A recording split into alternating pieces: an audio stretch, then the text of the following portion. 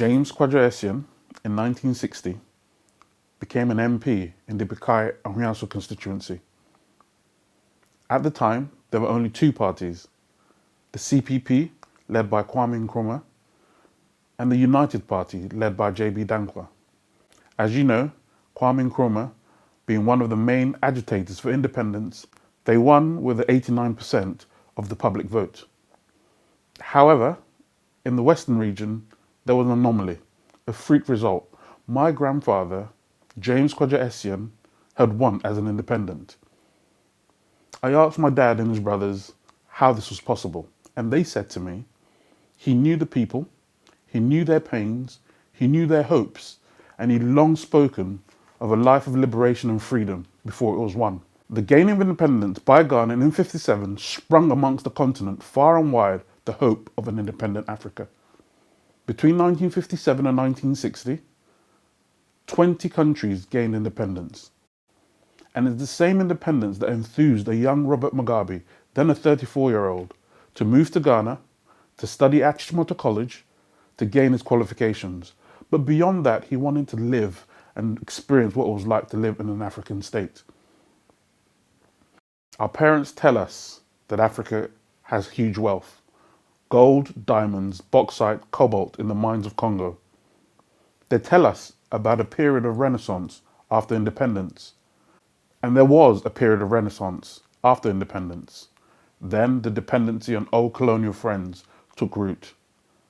Mismanagement, greed, foreign interference allowed Africa to lose some of the gains it had made. Despite this, the talk of a united Africa has not died. It's in our DNA. For example, in my local language, there's no word for cousin. It's either brother or sister. It's a unity and a spirit that's born with us, no matter how far we live from the homelands. I'm an extremely pragmatic person. I've worked in politics and run a business.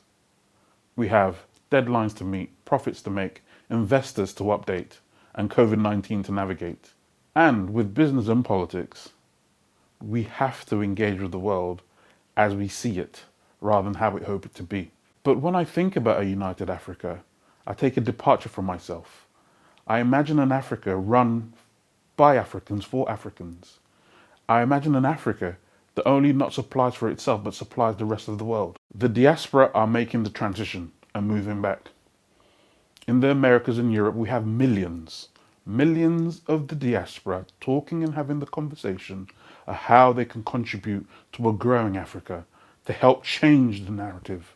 I don't know if there are any Bible scholars amongst you, but I want to talk about Apostle Paul. As you know, Apostle Paul was a scholar, and on his route to Damascus had a revelation of Jesus.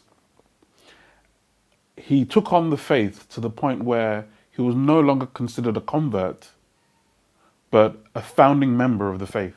Paul was a diasporan Jew, a member of the Pharisees who experienced the revelation of Jesus.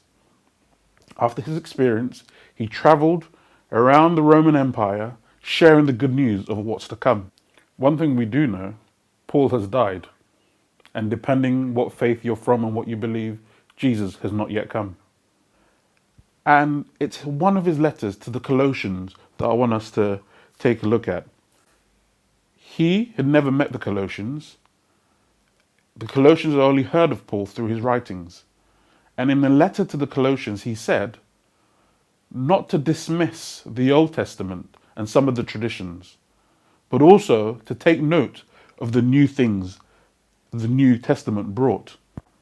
But he rounded it off saying they should take the things that are happening in this present as shadows of things to come.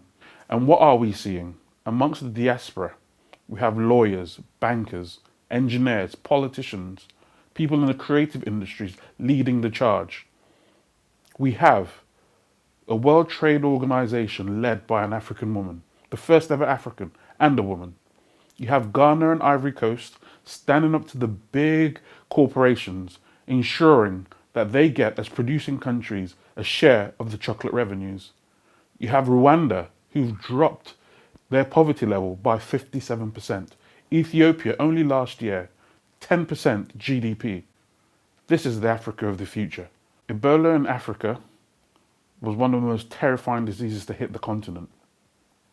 But yet, only 12,000 people have died. If you listen to Western media, you'd think the whole continent died. We are adept at managing pandemics and epidemics. And that's borne out in how we've handled COVID-19 as a continent. We've been handling epidemics and pandemics. It's no fluke. We have a mixture of public support and the community health-based systems to beat COVID. For example, when the measures were rolled out across the continent, we had 85% uptake in terms of compliance to new guidelines. The way in which we dealt with Ebola helped set up the systems, the community-based systems that allowed for people to be tracked and traced and tested, something a lot of the countries in the more developed world wish they could achieve. Our collective voice is stronger. Politics and public policy are now heavily influenced by movements. We only have to look at the BLM movement after the killing of George Floyd and the End SARS protests in Nigeria. It brought about a swift response for the powers that be. We held them accountable, not just locally, but globally. And this is the type of power we have as diasporans moving forward for a united Africa. And I see no larger constituent than those who are living on the African continent and the diaspora, coming together, using the tools that exist to hold each other accountable and our leaders accountable for the shared vision of a united Africa. Africa is changing, and its redeeming qualities are there for all to see. I'm not saying for us to forget the past and things that have gone wrong. I'm saying is to use them as a memory, as a springboard, to fight and to contribute for a united Africa. I go back to my grandfather in 1960, before independence, before he ran for election, the vision he had for his people, the vision he had for their future. I think we should look inwardly also and think about the vision we have for Africa and our families moving forward. My name's Eugene Ayisi, and thanks for listening.